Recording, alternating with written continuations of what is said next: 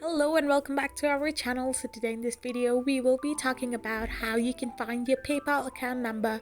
So without wasting much of our time, let's dive into the video. So first and foremost, all you need to do is simply tap open a web browser of your preference and type in the URL www.paypal.com. So once you do this, you will end up in the official website of PayPal. So simply hit the login option and get the code in your verified number.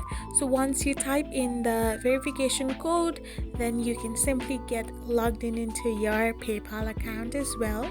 So once you have typed it in and you have been logged into your account, all you need to do is simply tap on the settings option, and under the account section you can find the email address as well. As you can see, there is your email address, which is your primary email address in your PayPal. This works as your PayPal account number.